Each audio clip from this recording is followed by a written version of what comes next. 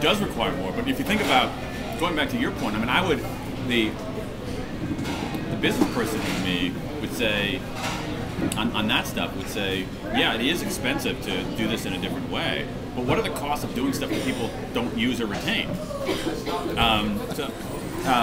And so this was a different kind of creation, a different kind of process, in that, for my other books, I mean, literally, I would do it was very, very time consuming, and most of them took a year to research and a year to write. And I would have all kinds of audio files from interviews and all kinds of other kind of research. But the end product was, literally, it's like a Word file. And I would say, I'm done, and I'd send off the Word file.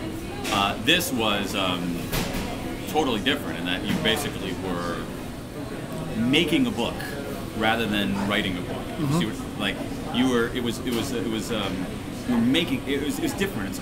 You were making something. That the physicality of it was really important, and so I wrote a script, but I only wrote about a third of the script because it turned out after that there was such an interplay between the words and the images that it wasn't the kind of thing where I could say, and the artist is Rob Tenfus right here. Yeah. There's his picture right here.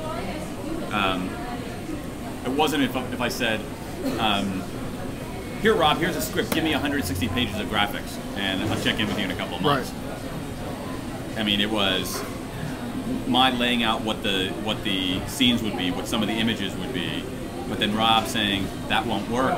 We can do it better this way. What if we frame it this way? And then me looking at the pencils of the initial, like I would, give him some pages of the script, and he would pencil it out and kind of storyboards as Ingo is saying, and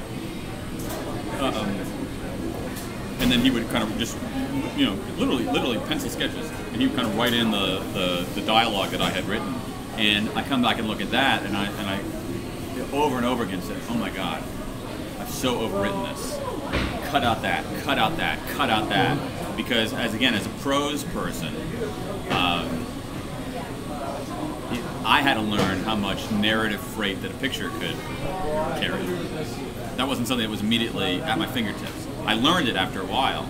So it's like, if you want Johnny to be puzzled, he can just look puzzled. You don't need exposition. Johnny was puzzled. Or you don't need another character saying, Johnny, you look puzzled. You can just make him look puzzled. That's pretty cool. It's also very fast. And so it ended up being this kind of, it ended up being time-consuming because it was a collaboration, and time-consuming because there were so many different iterations of it. But I don't think that the cost should necessarily be that much higher. But I don't know. It seems like the World Bank is now doing some of this in some of its instructional materials. Someone today told me that Will Eisner, the great Will Eisner, like the great American comic artist, did some of these things for the American military back in the 1930s and 40s, like comic-based instructional manuals. So it strikes me that it shouldn't be all that expensive, especially because the technology has improved. So you're able to send files back and forth. You're able to.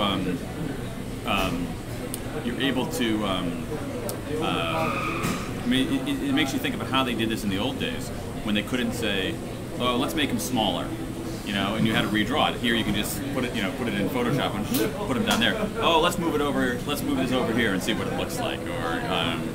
So the technology allows you to move fairly fast too. So I don't know. I guess that's a long-winded way Aaron is saying I don't know. The curious thing here, Melissa, though, is that, which is pretty amazing, I think. It's amazing. I think it's amazing because it happened to me. Have you ever read this book, Bird by Bird? No. Bird by Bird is a great book about writing, written by Anne Lamott. It's a great book about writing, and one of the things that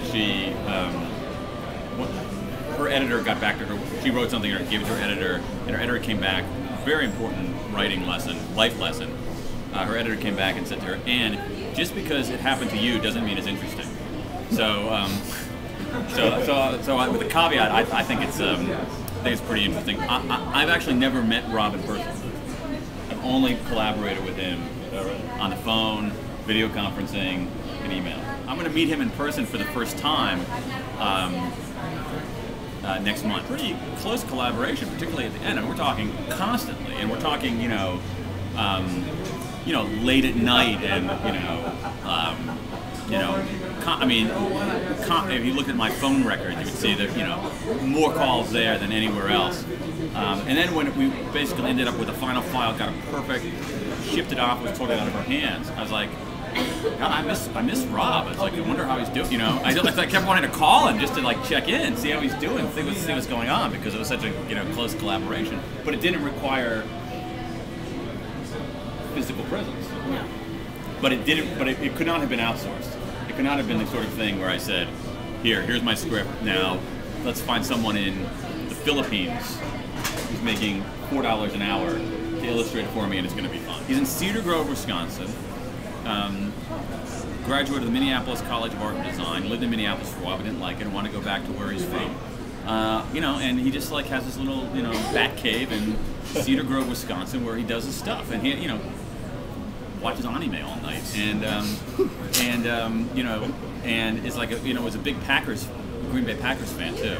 So I would always call him on Sunday afternoons if the Packers won, because I knew he'd be really in a great mood, And if the Packers lost, Packers had a pretty good season this year, something I wouldn't have known about otherwise. If the Packers lost, I'll wait till Monday to call Rob. So.